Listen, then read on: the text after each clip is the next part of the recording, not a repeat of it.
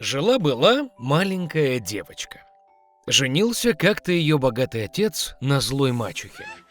Поселилась она в доме со своими 2 дочерями. Были они лицом красивые и белые, но сердцем злые и жестокие. И настало тогда тяжелое время для бедной девочки. Отобрали они у нее красивые платья, надели на нее старую рубаху и дали ей деревянные башмаки. С утра до самого позднего вечера заставляли ее исполнять черную работу, носить воду, топить печь, готовить еду, мыть посуду и стирать. А кроме того, сводные сестры всячески старались как бы посильнее ее огорчить. Насмехались над нею, высыпали горох и пшеницу в пепел, и ей приходилось сидеть и выбирать их оттуда. Вечером, когда она уставала от работы, ей приходилось ложиться спать не в постель, а на полу, рядом с печкой. И от того, что была она всегда в золе, в пыли и грязная, прозвали ее сестры Золушкой. Но вот случилось однажды, что король затеял пир, который должен был длиться целых 3 дня, и созвал на праздник всех красивых девушек страны, чтобы сын его мог выбрать себе невесту. Когда 2 названные сестры узнали о том, что им тоже можно явиться на пир, они мигом стали наряжаться и прихорашиваться. Золушка тоже хотела пойти потанцевать, но мачеха не отпустила ее, потому что у нее не было ни платья, ни туфель, да еще и грязная она. И тут же злая мачеха высыпала миску пшеницы в пепел и сказала, что если Золушка соберет ее за 2 часа, тогда может идти вместе с сестрами. Вышла Золушка в сад и заплакала. И тут прилетели 2 белых голубка, а за ними и целая стая разных птиц. Налетели они на пепел и начали клевать, и так выбрали все зернышки в мисочку. Не прошло и часу, как закончили они работу, и все улетели назад. Принесла Золушка мисочку своей мачехе, стала радоваться, думая, что ей можно будет идти на пир, но мачеха все равно не отпустила ее. Повернулась она спиной к Золушке и поспешила со своими 2 дочерьми на бал. Когда дома никого не осталось, села Золушка на пол и заплакала от горя. И тут прилетели 2 белых голубка, а за ними и целая стая разных птиц. И сбросили они платья и туфельки, блестящие и все в золоте. Надела она быстро это платье и явилась на смотрины. Увидели ее сводные сестры и мачеха и подумали, что это должно быть какая-то чужая королевна. Такая красивая была она в своем золотом платье. Им и в голову не приходило, что это Золушка. Вот вышел ей навстречу королевич, взял за руку, и стали они плясать. И так понравилась ему Золушка, что не хотел он танцевать ни с какой другой девушкой. Проплясала она до самого вечера и хотела уже домой возвращаться, но королевич попросил ее проводить. Ему хотелось узнать, чья это девочка-красавица и где она живет. Но Золушка убежала от него и взобралась на голубятню. Королевич велел разрушить голубятню, но в ней никого не оказалось. И нигде рядом не мог он найти своей прекрасной незнакомки. Никто не мог догадаться, что Золушку спасли голуби, которые унесли ее домой. Огорчился королевич и пошел во дворец, опустив голову. И вдруг он увидел туфельку. Поднял ее. Она была такая маленькая и нарядная, и вся из чистого золота. Принц догадался, что когда Золушка от него убегала, то туфелька с ее левой ноги осталась на одной из ступенек. Обрадовался королевич и велел отыскать хозяйку этой туфельки, и кому она подойдет, на той он и женится. Вернулись родители с бала, видят, спит Золушка в своей рубахе на золе, и горит у печки тусклая лампочка. Обе сестры отправились в свои комнаты с надеждой, что завтра именно им повезет надеть золотую туфельку. На следующий день приехал королевич к их дому и сказал, чтобы выходили все, кто хочет примерить туфельку его будущей жены. Вышли 2 сестрицы, а Золушку мачеха заперла в доме и не выпускала.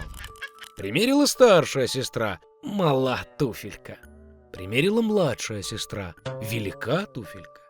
Хотел было уезжать принц, но Золушка вылезла из окна и выбежала к нему. Сняла она с ноги своей тяжелый деревянный башмак и надела туфельку, и пришлась она ей как раз впору. Посмотрел королевич ей в глаза и узнал в ней ту самую красавицу-девушку, с которой он танцевал. Взял он Золушку, посадил на коня и ускакал с ней свадьбу играть. А сестер и мачеху велел запереть в их домике и никогда их оттуда не выпускать. Вот так были они наказаны за свою злобу и обман.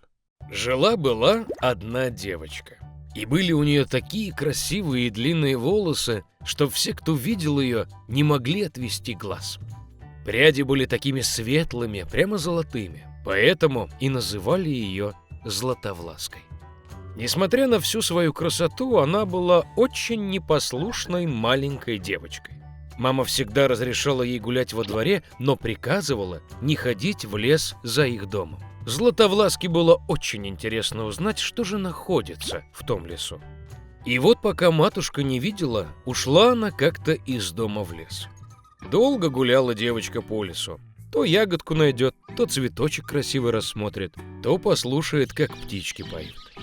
Так и заблудилась она в лесу. И вдруг увидела она необычный домик на полянке. Златовласка тихонько подошла к нему, обошла вокруг, но никого не увидела. Она постучала в дверь, но никто не ответил. Тогда она постучала сильнее, и дверь сама открылась. Златовласка осторожно вошла. В том домике жили 3 медведя. Один медведь был папа, большой, лохматый. Другой была мама, медведица. Она была поменьше. Третий был маленький медвежонок. Медведя не было дома, потому что они ушли гулять по лесу. Девочка вошла в комнату и увидела на столе 3 миски с кашей. Первая миска, самая большая, была папы медведя. Вторая миска, поменьше, была мама медведицы. А третья, самая маленькая, была медвежонка. Возле каждой миски лежала ложка. Большая, средняя и маленькая. Златовласка была так голодна, что сначала захотела поесть из большой миски. Она взяла самую большую ложку, набрала кашу, попробовала, но каша была слишком горячей. Потом она взяла среднюю ложку, набрала кашу, попробовала, но каша была слишком холодной. Наконец она взяла маленькую ложечку и попробовала кашу из маленькой миски.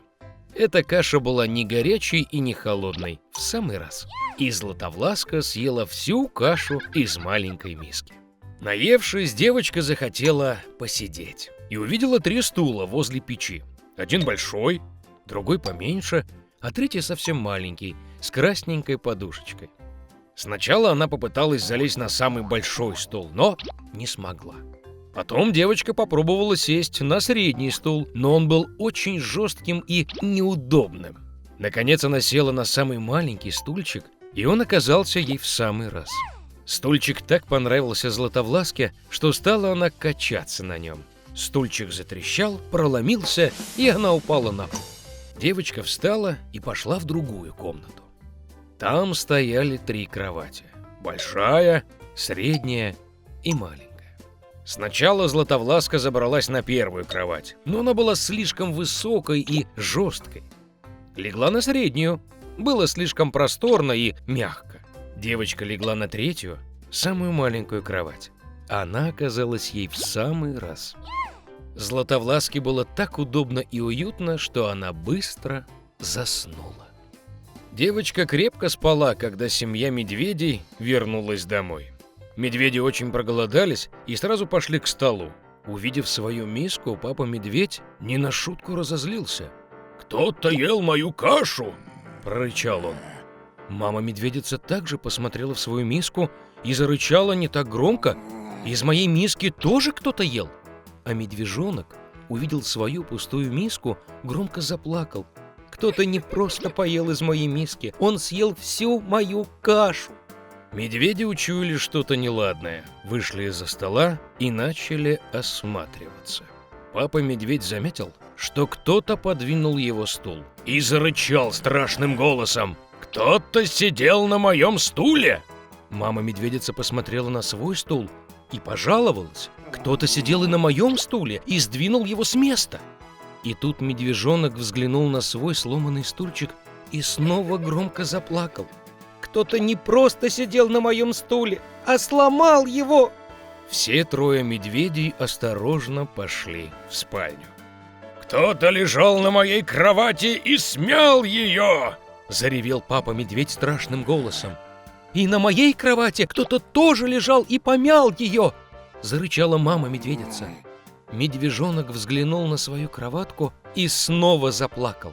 «Кто-то ложился и на мою кровать!» И тут он увидел девочку и запищал тонким голосом. «И до сих пор спит в ней!» Папа и мама-медведи подошли к кровати и увидели, что там спит маленькая девочка. Златовласка проснулась от плача медвежонка и сильно испугалась. Перед ней стояли 3 медведя. Она мигом выскочила из дома и побежала, куда глаза глядят, не оглядываясь. Долго бежала девочка, сильно устала, и тут она увидела свою маму, которая искала в лесу свою пропавшую дочь. С тех пор Златовласка всегда слушала свою маму и ничего не делала без ее разрешения. Она стала очень послушной, доброй и хорошей девочкой.